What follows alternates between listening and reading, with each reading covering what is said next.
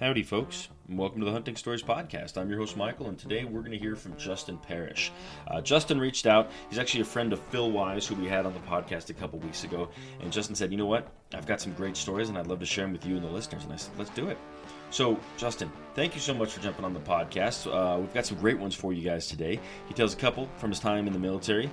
He also goes into an African safari that he went on not too long ago. So, enjoy. There's some great stories. Justin, thank you again for sharing. Now, let's go ahead and let Justin tell you his stories.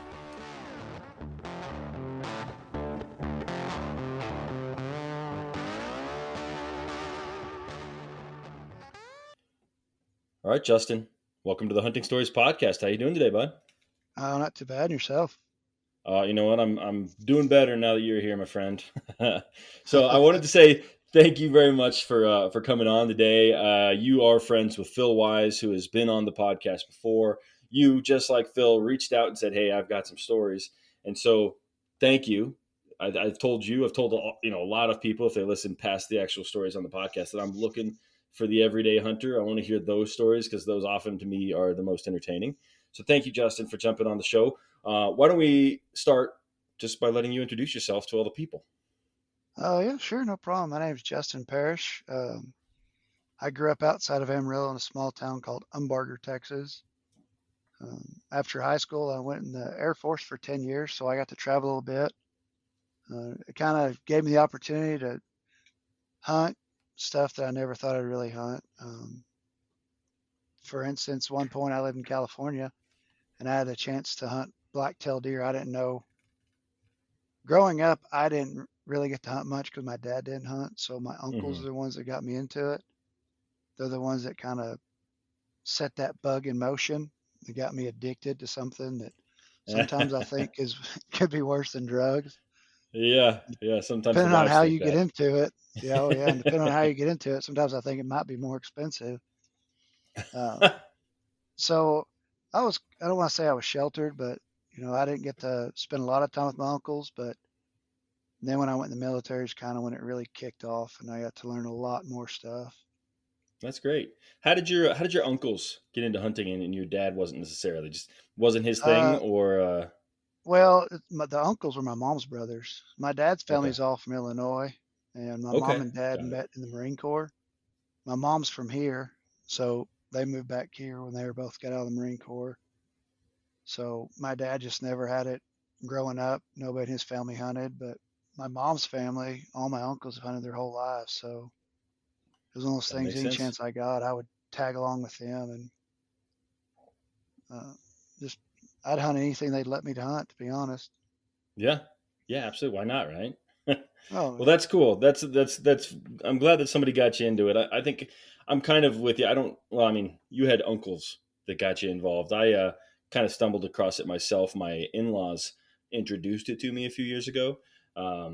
But they aren't by any means big hunters. They just recreationally hunted a little bit, elk season every now and then. But it's taken over. It's taken over my life. So I'm right there with you, Justin. oh, yeah. I used to fish a lot when I was a kid until I figured out about hunting, and then fishing got boring. I've had some people on that like are big fishermen and have been in tournaments and stuff like that, and I'm like, well, feel free to tell a fishing story. And they're like, all fishing stories are kind of the same. So, yeah, fishing can be a little boring sometimes. It's still a great pastime, fun to do, but Oh, it doesn't really hold a absolutely. candle to hunting, in my opinion. So, Oh, all right, no. Justin. Well, let's kick things off. I know that you said you got lots of stories. You've been all over the world. Why don't you set the stage? Where are we on your first hunt here, and kick the story off? Uh, Probably when I was a kid. So my family is in Turkey, Texas. That's where I learned to hunt. Basically, that's where one of my aunts and uncles live, and so they're cotton farmers. So growing up, we were pretty much poor, so we didn't get to go on fancy vacations. So my mom would take us. She'd go hang out with her sister, and we'd go hang out on the farm. And so uh, I learned to hoe cotton when I was a kid because they were cotton farmers. Hmm. And so the way my aunt and uncle used to pay me was they'd pay me in 22 shells. Yeah. I had a semi-automatic 22, and they would, hey, you go out and hoe the cotton. Here's a brick of 22 shells, and I would just walk through the tree row, and man, if it moved, I was aiming at it. I can't tell you how many squirrels and birds and everything else at 22. Yeah. And it that's when I kind of learned the squirrels mainly because I didn't have a shotgun. So some of my cousins did. So they get the jump shot. So I had to learn how to be kind of sneaky to be able to get a shot at a squirrel at the 22. Had to really pay attention. Uh, then from there, I joined the military before I ever actually shot a deer. And probably one of the most memorable hunts that really set an addiction to me was for archery. When I was in California, I shot a blacktail with a rifle, and then I'd come home on leave. I'd shoot a whitetail here with a rifle, and it was fun.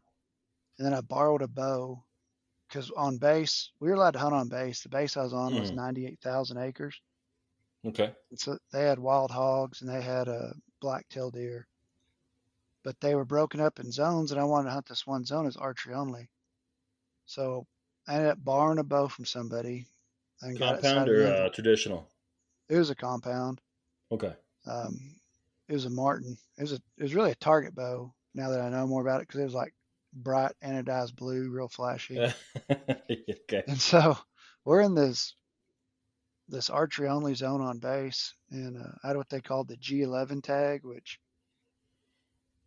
California you're allowed to buy two tags, but if you're hunting on base and you bought a G11 tag, you could use it for a doe tag. So I had a buck tag and a doe tag, and we were in this area, and it was tall grass. It was probably up to my waist, and I'm 6'1". And we spotted this doe, and this guy I'm hunting with was like, "Man, we could sneak up on it." He's like, "Just low crawl." So it seemed like it took eternity. We spotted this doe. I bet we were 120 yards out, maybe. And so I'm just like military wise, like I'm doing the low crawl, like slow, quiet, trying to really sneak up on it. It's taking forever. And my heart's pumping the whole time. I'm all amped up and ready to roll. So I keep sneaking, I keep sneaking. And at one point, I'm like, all right, I'm about 40 yards out. Like, this is it. So I knock an arrow, get my release on, I'm ready to roll. And I get up on my knees and I get up just high enough where I can see, and I'm 20 yards out. And I drew back and I shot her. But it was such a rush. Like, it's a Yeah. rush that's hard to really describe because, like, I'm getting goosebumps now thinking about, like, I low crawled through grass for 100 yards just trying to sneak up on a deer that's aware of everything. And that was probably one of the biggest excitement deals I've ever had. I bet. I bet. Now, the bow, did you just like borrow it that day, or had you borrowed it and practiced a little bit? I had it for about a week. Had you ever So shot a bow before that? yeah, so my aunt and uncle in Turkey gave me my first bow. They gave me a old, I still got it. It's an old recurve, Ben Okay. Pearson. Actually, let me look. I'll tell you, it's the Ben Pearson Tournament 7010. It's Wow. one of my other aunts shot it in college in the 60s.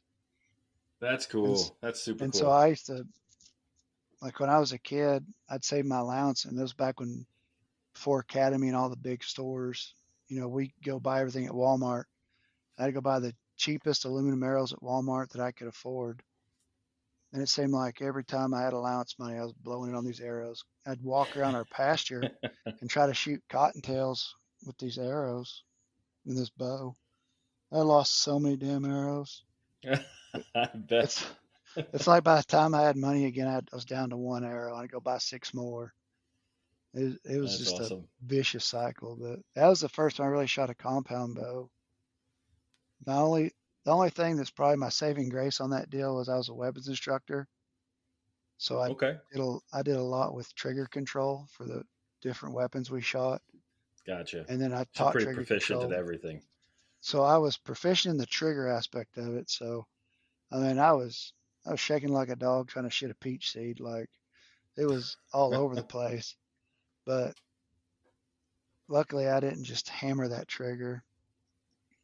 Yeah. And if it had been 40 yards, I may have missed. I was shaking so bad, but we got it done at 20. So There you go. There you go. So since that, did you switch over to archery entirely, or did you still do a mixed bag and do a fair amount of rifle? I still did a mixed bag. I started shortly after that, I went and bought my first bow, and it was a Matthews solo cam. It's called the SQ1, Okay. and I shot it a lot. Um, I still kind of went back and forth. I'd do archery season, rifle season, and then uh, in 2007, I got sent to Korea for a year, to South Korea. Mm-hmm. Uh, so I didn't get to do a whole lot of hunting. Actually, I did get to hunt a little when I was there, Interesting. on the What for? pheasants. So pheasants Huh. are native to Asia, and so we had them on our flight line, and so we had like a bird patrol program that you signed up, you came out to the firing range, you got qualified on shotgun, and then you get to sign up on certain days, and during certain times there was no fly or low fly time, and you could go out on the flight line and shoot pheasants. And That's it was pretty just cool. it was to keep the population down so they didn't fly in the because one pheasant inside a motor of an F-16 does a lot of damage. Yeah, I imagine. And so I taught the shotgun classes for qualification, so I knew the guy in charge of the program. And so he would take me out. He'd call me, be like, "Hey, I got to go out in the flight line. No one signed up. You want to go for 30 minutes? Go shoot some birds? Yeah, let's go." So we'd go out there, and we went out one day between me and him. I think we killed 20 or 30 pheasants. Wow. Yeah, it was. I kept a lot of their tail feathers. I have them in actually a shell casing from an A10 Warthog. That's I super put cool. I put all the tail feathers in that shell casing.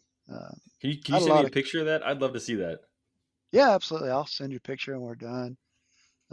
But then I took him back to I'm from Texas, like small town Texas, where a lot of stuff didn't really phase us. And Mm-hmm. so I'm at the firing range, and one of the other instructors had a base populist M16 qualification class going on. And I'm out at our dumpster just de-breasting these pheasants. And people are coming out like, "Sergeant Parrish, what are you doing?" I was like, "I'm just cleaning pheasants." I'm just there's people like, "What? Like what kind of redneck?" I'm like, "Do you want anybody else to teach you weapon stuff?" Like that a lot of times the military people are like, "Are you sane?" Like there's I will tell you, military experience wise, I mean, there's tons of people from all over America that never never had their eyes open to anything besides what they see on TV or in the city. I knew people that didn't get their first driver's license till they were 25, 30 years old. Wow. Never, because where they grew up, they walked everywhere, took a taxi. You know what I mean? Yeah. You come from a big city, like having a car is, in a way, it's stupid because you don't know where to park it. You don't really have to go that far. So, Yeah. No, that makes and sense. That makes enough sense. That's funny. So you eat all of the quails that you put down, or the pheasants, pheasants? Excuse me. Yeah. Did you eat oh, them oh all, yeah, or? we, we, we were back in the barracks. We cooked them up. We, That's awesome. we had a grill, and we had a kitchen, so we'd fry them up, or we'd have fish fries, pheasant fries. That's So, amazing. Yeah, I bet they were weirded out when they saw you gutting them, but probably when you started feeding them to them, they were pretty happy you were doing it. oh yeah, and it's. I used to. I opened a lot of people's eyes to deer meat. There's people in the military that never had venison, never really knew people actually ate it. They thought it was something that just happened on deliverance. You know what I mean? Like Yeah, they I didn't don't know it think was a I had any common deal. venison until I was probably 32. I don't think I had Wow. anything, and then I had my first elk. So, yeah, I've only been hunting for 7 years now, so I'm pretty new to it. I mean, it's cool. I like getting people involved and showing them. Uh, I kind of I take my nephew hunting with me quite a bit. Hmm. Um, I got him his first deer probably 3 years ago, 4 years ago. I let him shoot a buck on a place that I used to be able to hunt outside Amarillo. And he shot a really nice 8 point, real heavy horn. That was his first and only deer so far. But Yeah, I just got a new lease, so he went out with me to set the blind and check everything out. last weekend, so he's probably going to go with me a couple times this year.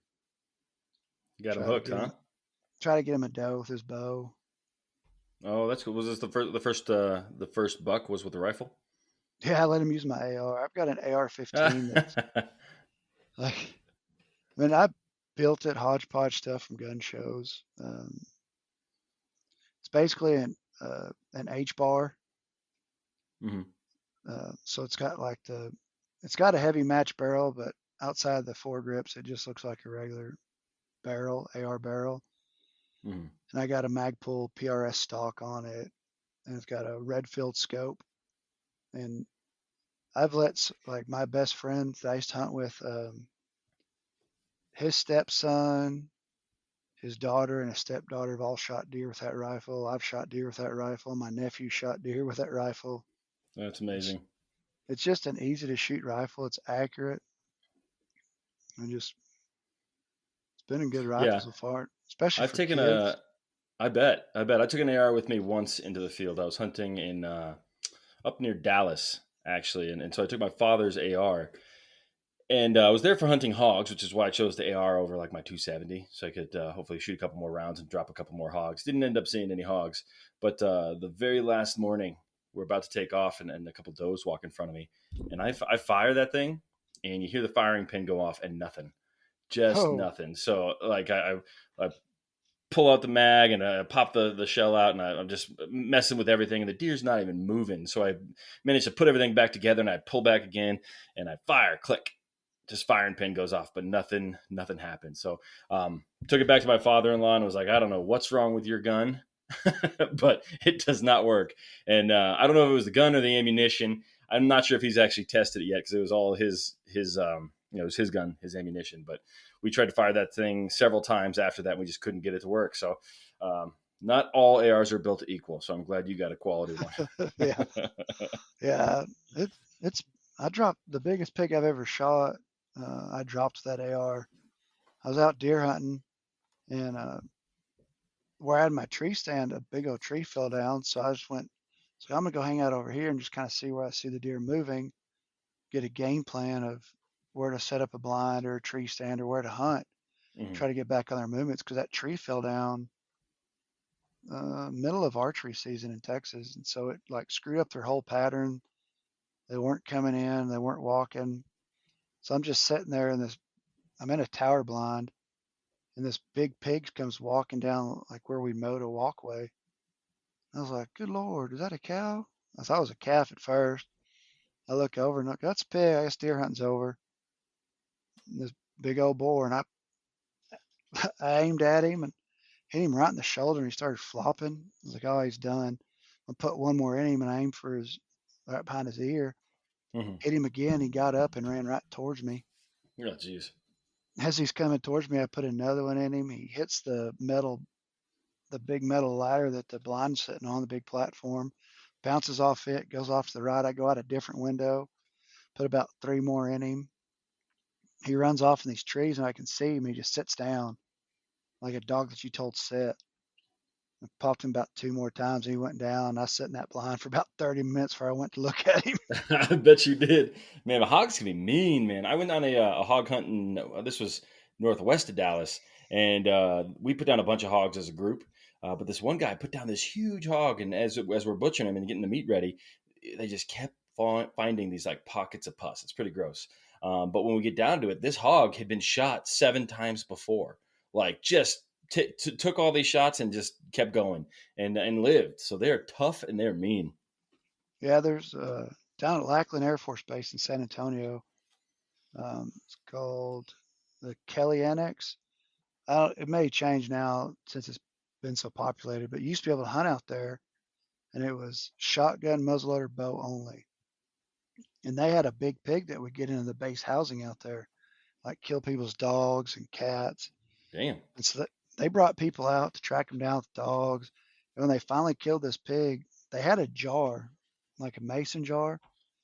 And I was asking them about it. I was like, what is all this stuff? And they're like, well, we killed that big pig. That's everything that we found in him. I can't remember how many slugs, six or seven broadheads. Like they had found all kinds of stuff in that Damn. that. They said he weighed over 500 pounds. Whew. Yeah, the big pig I was talking about that had all they were just pistol rounds, but I think he weighed like 270, so like half the size of that pig, and he was big. No thanks. Yeah, pigs are scary. Yeah, they're nothing to mess with. California, Yeah. we had Russian boars. So Oh, right. Wow. the story I was told was back in like the 30s or 40s. There's a bad rattlesnake problem in Vandenberg, and so they went to like a biologist and said, "Hey, what can we do? Like, how how can we fix this situation?" They're like, "Well, you know what eats snakes is those Russian boars, those wild pigs." I'm like, all right, let's get us some. So supposedly the government brought some Russian boars over and turned them loose, and that's why there's pigs on the California coast. Oh, really? Yeah, there's an old man. I used to hang out with him when I lived there.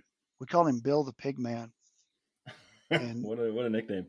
yeah, it's he drove around. He had magnets made. He killed some big pigs and had magnets made of their mount that he did, like the shoulder mount. Uh Had them on the side of his truck. He lived in a camper on base. huh. Like he'd come up Okay. there for 2 weeks at a time, then go home for 2 weeks at a time. Like he was a cool old man, but he killed I don't know how many pigs. That's why I call him the pig man because that's all he did. He was retired Navy, and then he got a federal job, retired from it, and then got some other federal deal, ended up retiring from that.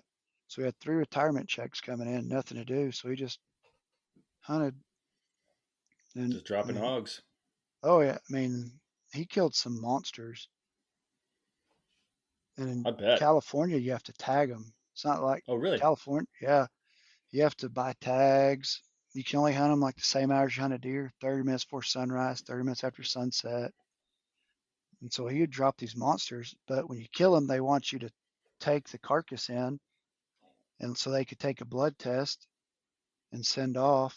So you couldn't really quarter a pig and haul it in. They wanted the full carcass. And so there were some pigs that he brought in. It took like 3 guys loading his truck. Jeez. That's awesome. The pig man. That's pretty Yeah. cool. All right. We've gotten off track. We're talking too much about pigs here, Justin. Unless you want to tell another story about putting one down. I know you've gone to No. Africa and you've done a bunch of other stuff. Give us another story before we dive into the science of hogs and all that stuff. Right. The story I, after Korea, I got stationed in Utah, and I'd never been in a situation where I could really hunt elk. And so when I lived in Utah as a military, I got to buy a resident license, and archery elk tags were over the counter, unlimited. They At the time, the state figured if you're dumb enough to chase them with the bow, you can have a tag.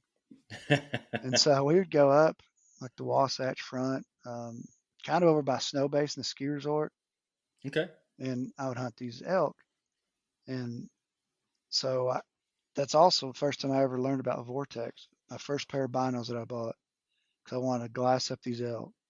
Yeah. So I'm getting all set up, How talking long to ago was people. this roughly? This was 2008. Okay. Got it. So 2008, I'm out there. I meet this guy. He's like, yeah, this is back before too a lot of podcasts. And there wasn't social media and like Elk Got to learn it 101. yourself, right? Yeah, this was read magazines, talk to Yeah. people kind of. And so this guy's the local. He's like, oh man, there's a hog wall over in this area. Well, not a hog wall, but an elk wall. I'm like, all right. So he kind of gives me roundabout directions, and I hike over there. I set up, and I'm hunting with this guy named Joe that I'd met in the mountains, and he's got a mule deer tag. I've got an elk tag, and the area we're going to was a cow spike only, no bulls. So we go over there. We finally find out where this guy's talking about. We set up on some trees. We got ourselves, we think, a pretty good spot. And a 6x6 elk walks in. Beautiful elk. To me, probably at the time, the biggest elk I've ever seen. Which, I mean, it was by no means a monster, but if you've never seen one before in person, it was massive. Yeah. So I'm sitting there on this tree, and he comes in, gets some drink of this water. He's at 25 yards probably. I'm just staring at him. And he's there long enough I can think in my head, all right, I know the bull zone starts 100 yards that way. If I shoot him, will he run that far? Can I say I shot him there and he ran here? And Yeah. it kind of sounds bad, but in a way, I mean, I think anybody has these thoughts at some point or another. Oh I yeah. let him walk away. I was like, well, maybe a cow will come in, or maybe I'll get on him in a different zone. So I let him walk. I turned to Joe, and he's like, man, that was so awesome. I've never seen one up close like that. It's cool. Like, let's just stay here and see if a cow comes in because we know they're moving. And maybe an hour later, big old mule deer comes in velvet, beautiful, symmetrical. And I'm sitting there like, oh, I'm waiting to see Joe's arrow fly because he's got the mule deer tag. It's happening. We're going Yeah. to be packing this thing out. Like, at least we're getting some meat out of this hunt. Nothing, nothing. Mule deer just walks away. Oh no. And I turned it. I was like, damn, Joe, why didn't you shoot? Man, I never had a shot. I was like, man, I wish you were in my spot. I had him broadside all day. He goes, why didn't you shoot? I was like, I don't have the tag. He goes, just shoot him. I just want the meat. You can have the head. I'll put my tag on him. I'm like, why don't we make this deal before we come out here? Yeah. So after I was only in Utah for 2 years, but 2 years hunting Utah, I never did get an elk. To this day, I still haven't shot an elk yet. They're But tricky. They're tough. I've got more of the muzzle loader, but I'm still working on the archery with elk. yeah, I got real bored rifle hunting a few years ago. Probably, I don't know, 6 years ago. It became so boring. Deer walks out 400 or 500 yards, boom, okay. Like the thrill, that rush that I had when I was crawling for that doe, just Hmm. wasn't there. So at that point, I was like, yeah, no more. I'm just going to bow hunt. So now I just got in my mind that I'm only going to bow hunt. So I'm a glutton for my own punishment in a way. It's tough. It's tough. I am dedicated to bow hunting as well. Like I'm gonna put my effort into that. But here in Colorado, I found a way to get a cow elk rifle tag for third season every year that I can have in conjunction with my archery tag. So um, it's kind of like my okay. If I don't put down something, then at least I have one more chance to just Oh fill the yeah, freezer. So yeah, it's a bad addiction. I've already it said that is. before, but uh, I You mean, know what's funny there's though is I've talked to a lot of people here, Justin, and everybody that's done archery and had that sensation and gone through it and gotten up close on some critters, it does it for them. Everybody. There's no one that hasn't tried archery and gotten into one of those really close situations that isn't just completely hooked. So if you guys are listening out there and you haven't tried archery, I'm telling you, you got to try it. You got to buy a bow or borrow a bow like Justin did and get in there and get it done because it is addicting and it's a way of life, right, Justin? it's oh it's there's times I'd sit in my blind here in Texas. I'd sit there and I'd watch deer. I'd have deer walk within 5 yards of me from a blind, and just like it's a rush knowing that you're there. They don't really know you're there, even Yeah. if you're not going to shoot them. I've got probably 1,000 pictures on my phone of me just taking pictures of deer and sending Snapchats to friends in a way. It's fun. It's a cool experience to me. Um, I got it's probably about 6, 7 years ago. I learned about indoor archery, like competitions. So I started competing a little bit in that, and I got more into that, and then that made me want art bow hunting even more. And so now I've got a target bow, I've got two recurve bows, I got a hunting compound bow. It's Wow. I, I spend money on archery like crazy, and Yeah, it's just what like I I said, more do. I mean, expensive than drugs sometimes. it Yeah, can be. I bought a bow because of hunting, and I was like, "This is what I want to do. I want to try it." And I've gone to a bunch of those, indoor ranges. Didn't fall in love with archery at that time. It was just sort of like practicing so that I could get better at hunting. But 3D courses for me are like just so much fun, and I joined several local courses that I go to as often as I can, and it's just made the entire sport more fun for me. So that's my path. But I've never been in a tournament. So maybe I should Oh, try that because I'm it's a very rush. So competitive. that's the closest thing I can get to the rush of hunting without hunting. Because so, for instance, we have a thing here. It's through the TFA, Texas Field Archery Association, which is Mhm. a sub part of the National Field Archery. and it's called Shoot Your Way Across Texas. And so they have shoots all over the state of Texas. They start next month actually, and you go to as many as you want. They take your top three scores, and you go to the state championship, which is in Roanoke down by Dallas. And then you shoot a Saturday, Sunday there, and you'll get a year-end shooter award, and then whoever won the state shoot gets an award. But when you go That's down cool. there, there'll be 50 people on the line with you shooting at the same time. So when they say fire when ready, it's just 50 people shooting all at once. Da-doom, da-doom. And there's people in the stands watching you. There's people behind you. All your competitions there watching you. So it brings that thrill back and that nerves and Yeah, that's cool. That's super cool. Do you and in those do they have like different divisions like hunting setup versus an actual like target setup or anything like that? Is it just oh, they do. whatever bow? So like when it comes to compound, the two big classes are going to be, they call it bow hunter freestyle. So it'll be kind of like hunting setup. You're not allowed to have any kind of magnification lenses in your sight. Got it. Your stabilizer can't be more than 12 inches off the front of your bow. And then the big class, the open class, is called freestyle, and that's a free for all. You can have 4 power lenses, 6 power lenses, 36-inch front bar.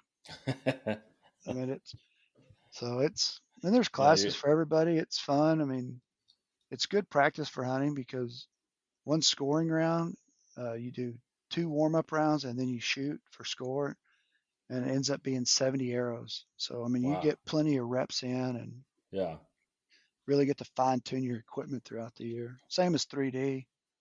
yeah. Yeah, my goal this year is to get to several different 3D. There's I don't know if I'd call them tournaments, but 3D shoots. So, and there's a bunch in my region, so I'm sure I'll have plenty of luck doing getting that accomplished. So, but One of again, the we've things gotten that I off look, subject, Justin. You oh go yeah, ahead.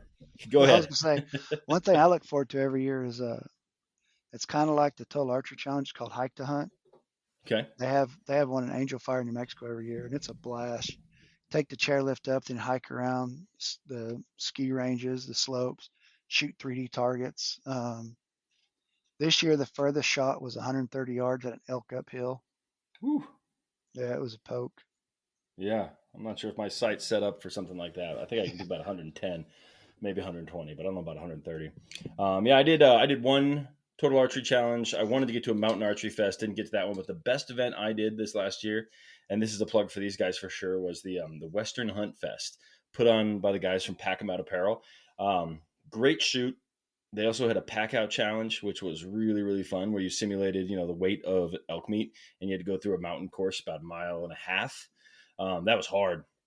But the best thing about the shoot was of the 26 different, you know, targets, 6 of them, they had like a special thing. So like one was like, you're not going to just walk up on an animal and shoot. You have to crawl from this cone to this cone, then get up and shoot. Or another one was like, you had to run from here to there.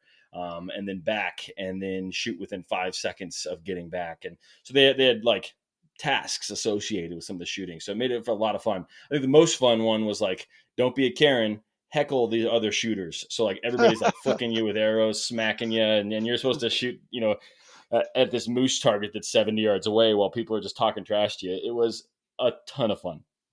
That sounds like a blast. Yeah, I think they're actually going to start a second one. They're based out of Southern Colorado, but they've got a lot of friends in New Mexico. So I think they're going to expand next year and maybe do 2. But I wouldn't be surprised if these guys are doing them all over the country eventually because it was just so much fun. That sounds like tons of fun. Yeah, and I'm actually going to have Jeffrey Duvall, who's one of the folks that ran that thing, on the podcast here in a couple weeks. So That's sweet. I look forward to I'm listening sure to we'll that. learn more about it. Yeah, man. Yeah, I'll send you the link. I'll maybe even put it in the show notes for this one. But yeah, Western Hunt Fest.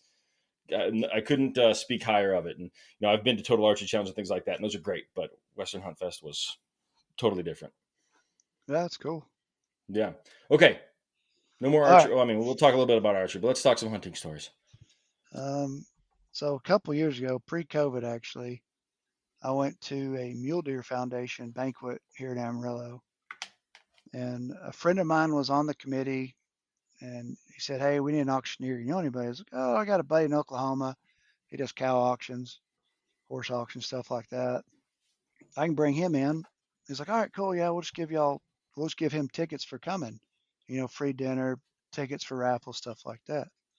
he comes down. Almost nobody comes to this banquet because the advertising wasn't the greatest. Well, it happened to be a 4-person archery hunt or a 4-person African safari.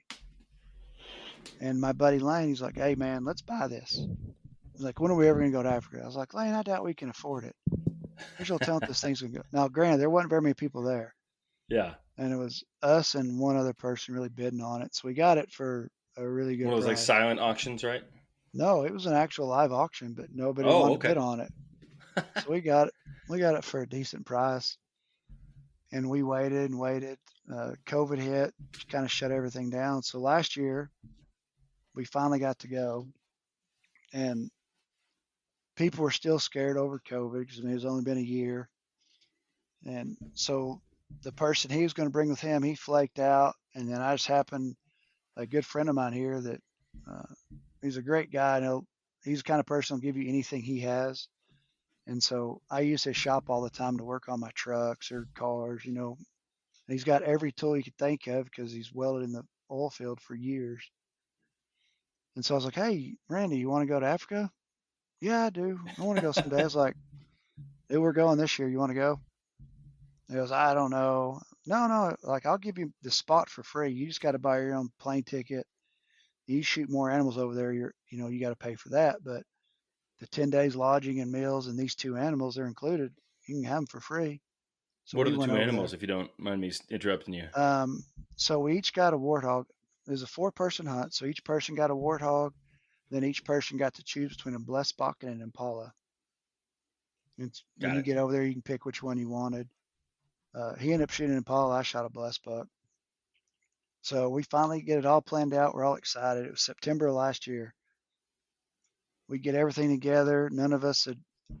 I was the only person that really traveled international, but all my international travel was with the military, so it was a little different. So we kind of get all our ducks in a row.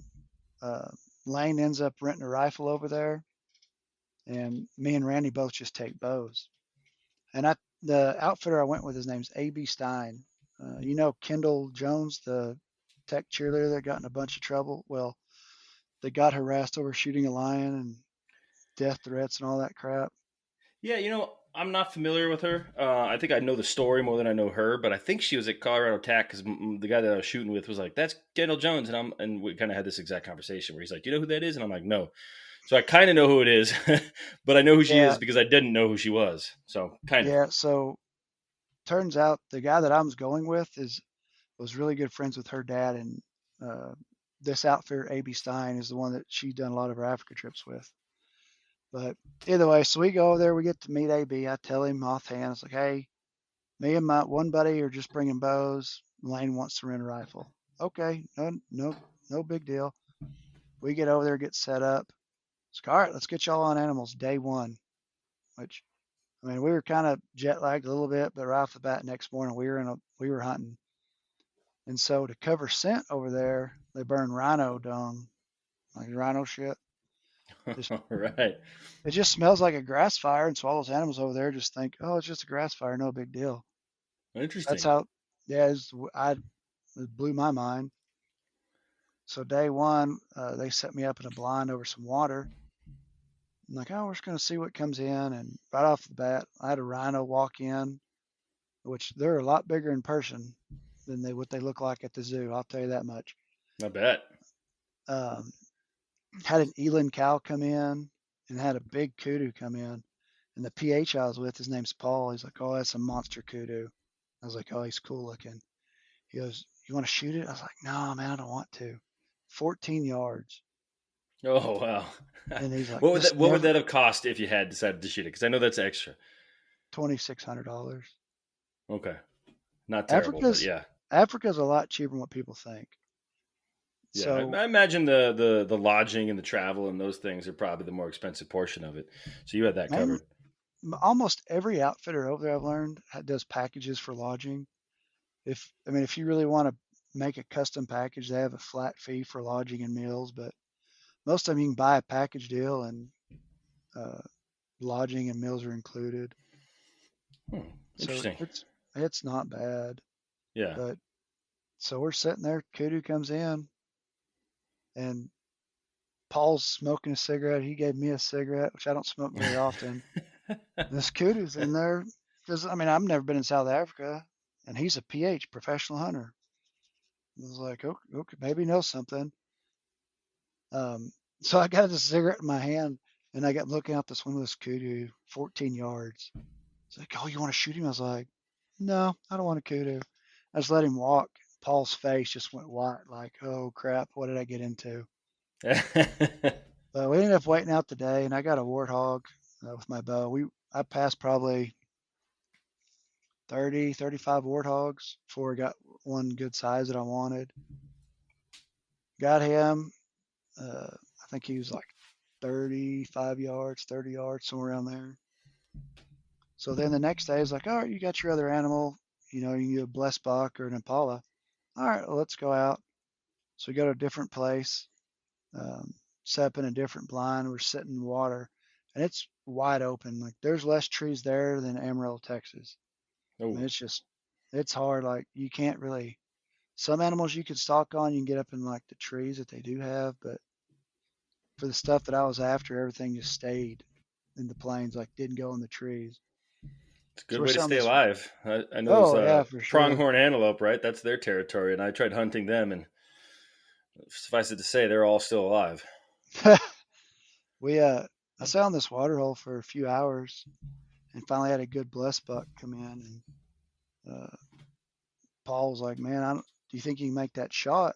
I'm like, "Yeah, I'm pretty sure. I'm confident in my shooting." So I went back and I hit this blessed buck at 58 yards, 55 yards, and just zipped right through him. He ran 30 yards and piled up. Paul's like, "Oh my Wow. gosh," So because I'm they not have familiar with blessed buck. How big is a blessed buck? Like, what would you compare it to as far as like a North American animal, like probably about the whitetail, size mule of an deer? antelope. Okay, so pretty small. Oh yeah, they're not big at Okay. all.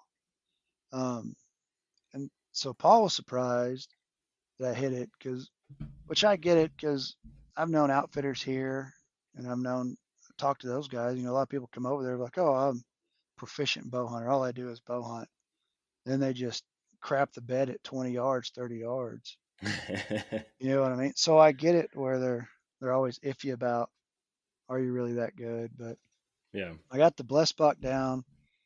We went back to lodge that night. We're all hanging out, drinking brandy because that's what you drink over there. It was, it's When in pretty. Rome or when in Africa. Yeah, it's the stuff they drink's called clip drift. It was pretty good. So we're Hmm. hanging out, and I've been seeing mounts on the wall, and I saw a black wildebeest mount. I was like, man, it's kind of growing on me. And so they're like, all right, you know, what do you want to shoot now? You know, what do you want to add to it? Do you want to shoot something else? I'm like, yeah, you know what? I think that black wildebeest is growing on me. I think I want to get one.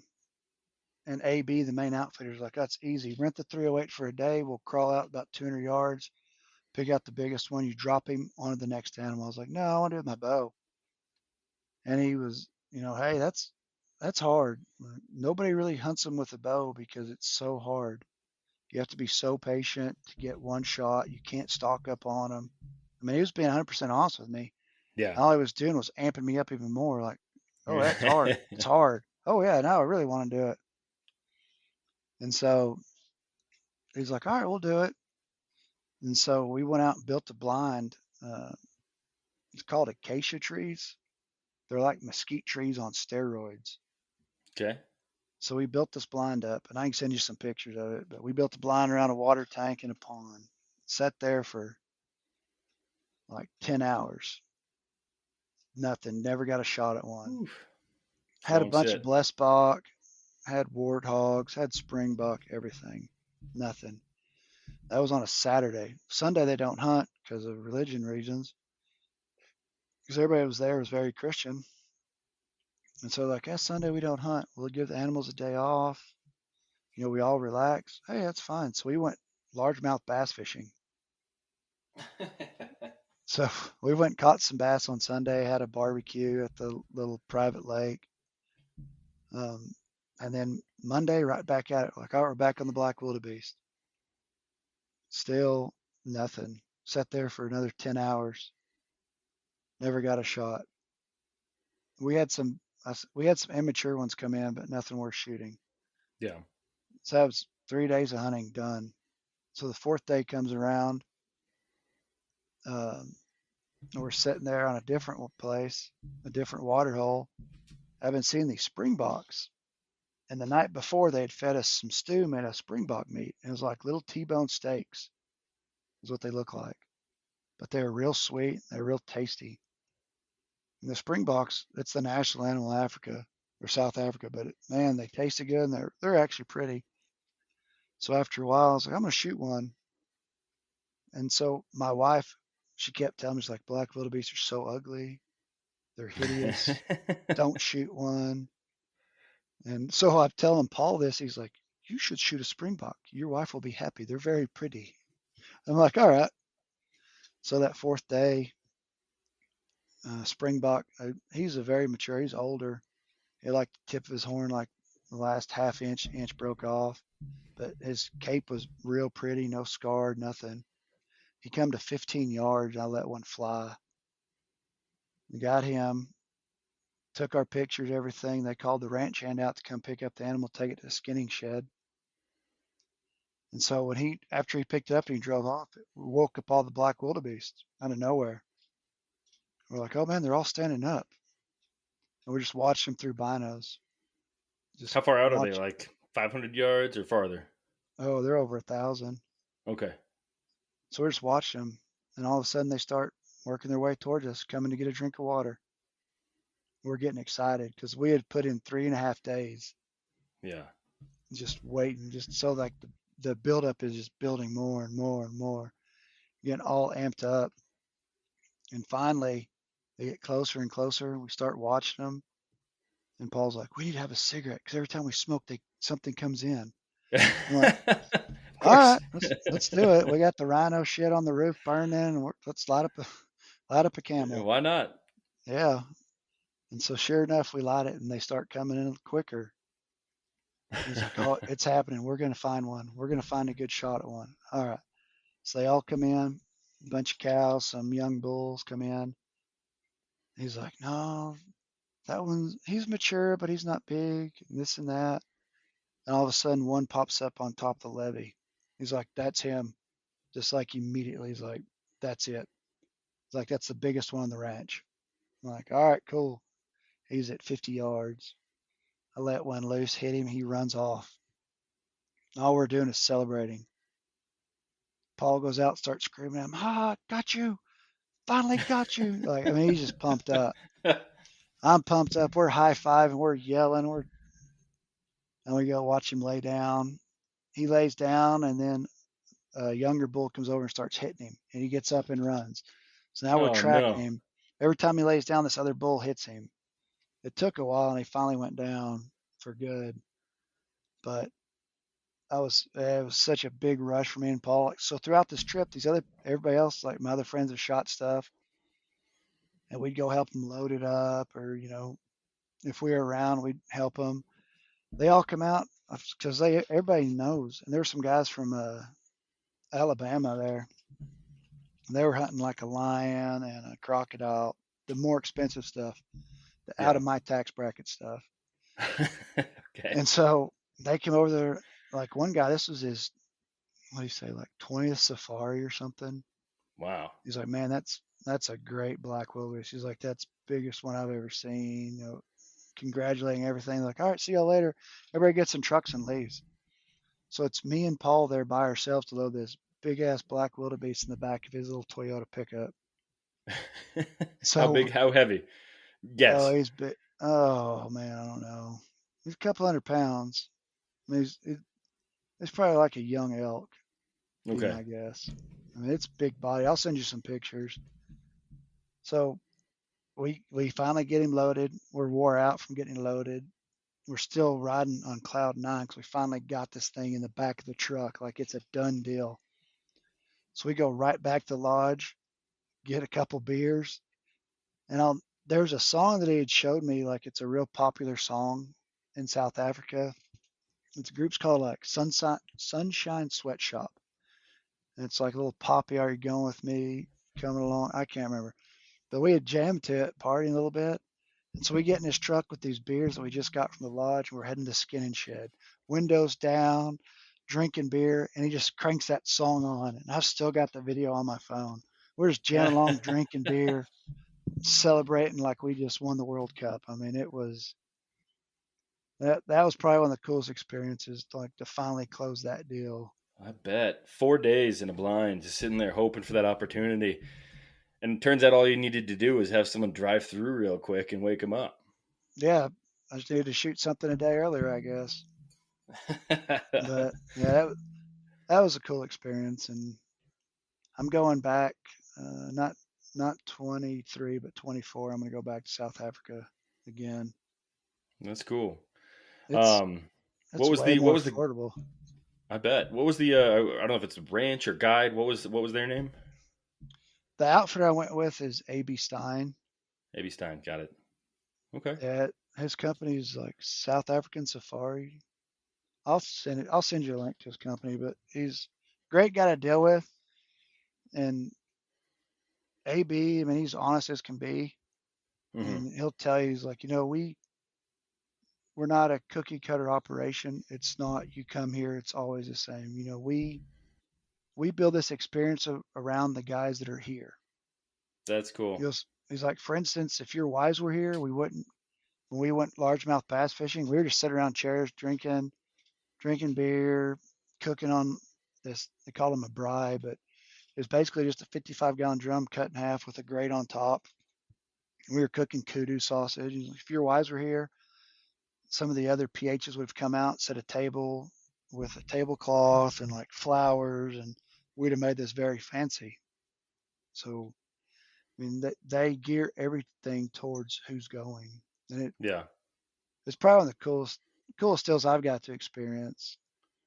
That's cool. Yeah, I'm looking for a special event. So I'm coming up on my 40th in a couple years, and I've already told my wife I'm going to do some kind of hunting trip. I don't know what it is yet, but I'm going to do something. And of course, she's invited, and I'm looking at like axis deer in Hawaii or a moose in Canada or maybe something in Africa. So send that link my way because I'm doing a little research for a couple years from now.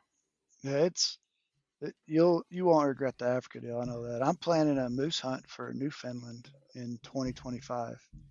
Oh, that'd be cool. That'd be super cool. Yeah, I just That's probably my bucket list item. yeah, moose is really high on my mine as well. And I just spoke with Brittany Kitchton. She's going to be on the podcast. Her episode will probably come out a couple of weeks before yours.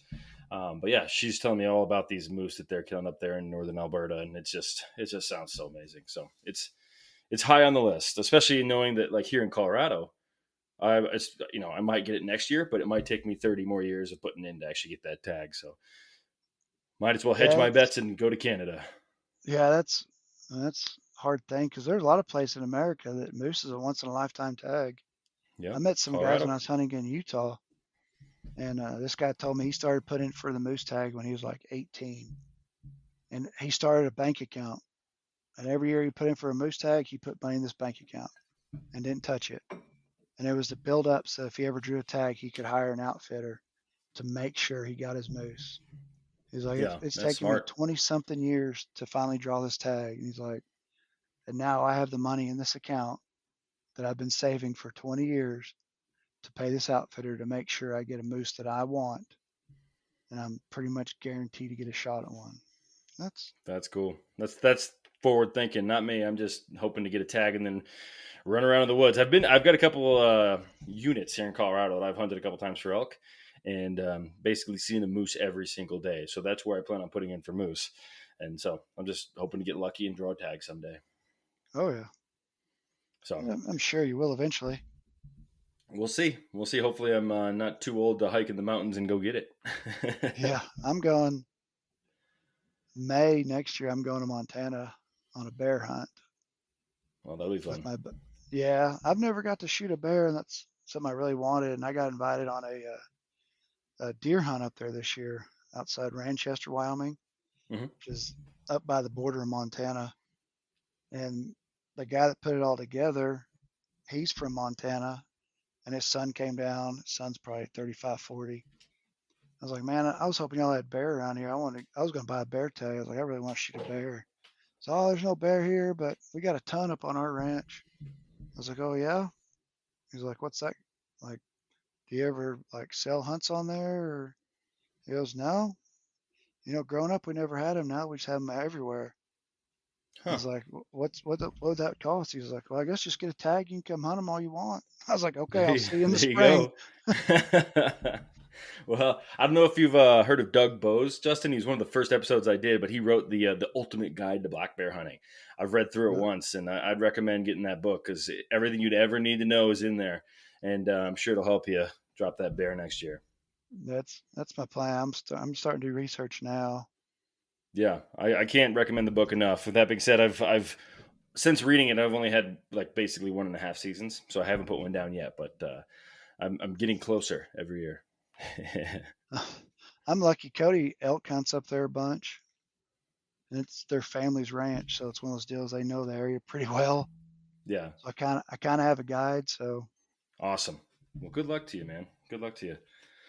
So, all right, Justin, we keep going into rabbit holes, which is pretty standard for this podcast. But any other stories that you want to share with us? I mean, you've given us plenty already, but if you have other ones that stick out, let us know. We're ready to listen. I'm trying to think of some other good ones. I mean, I got your everyday basic like hunting whitetail. Sit out there freezing your butt off, and they just come in during a snowstorm. Of And just, course. Well, hey, you know what? If you don't have any on top of mind, that's totally fine. What we can do is we can bring you back on after you've been back to Africa and after you've killed that bear in Montana, and you can tell us some more stories. How's that sound? oh, absolutely. Perfect, Justin. All right, man. Well, then let's do this. I don't know if you have an Instagram or anything you want the people to find, and maybe somebody will click on it, and maybe somebody will find you. Do you have anything you want to share along those lines? If not, then we can just say, adios. Yeah, I mean, I got an Instagram. People, I'm not that interesting. I'm not some cool. I'm not some cool influencer. I got a bunch of pictures on, indoor archery and stuff like that. All right, what's It, your Instagram handle? it's TX Deer Slayer 1981. All right, perfect. And I'll make sure to put that in the show notes so that if anyone wants to check out how uninteresting or interesting Justin actually is, you guys can just click on that, go straight to it. But Justin, man, this was cool. You're the first person to give us some African hunt stories.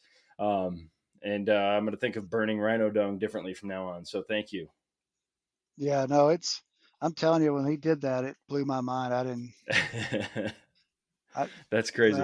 I guess over there, like I said, it just smells like a grass fire. And so between that and then people always burn it in their fire pits and everything like that.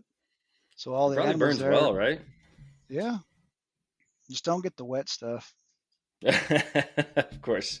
But All right, yeah, I Justin. mean, Well, thank you, man. I appreciate your time. I appreciate you coming on the podcast. And to all the people out there, if you have some good stories, reach out to us, just like Justin did, and we'll have you on, and you can share your stories. So, Justin, thank you for blazing the trail, just like your buddy Phil. absolutely. I appreciate it, man. Thank you again. Well, that's it, folks. Another bunch of stories in the books. I want to thank Justin very much for reaching out. I want to thank his buddy Phil for connecting me with Justin because he had some great stories today. Now, that being said, guys, follow him on Instagram. I've actually tagged everything you need to know in the show notes so you can see it there. Check out what he's up to. Check out his archery. The guy couldn't be nicer. And then beyond that, please make sure you follow the podcast on your favorite podcast, whether that's Spotify, Apple, whatever it may be. Get on there and follow our podcast and share it with some people. Leave some comments. Hit us up on Instagram if you have stories. We're trying to grow. We're trying to share more and more stories. And the only way we can do that is through our listeners. So I want to thank you all again for tuning in. I want to thank Justin, of course, for sharing his stories. Now let's wrap this thing up the way we always do. Get out there and make some stories of your own. Thank you.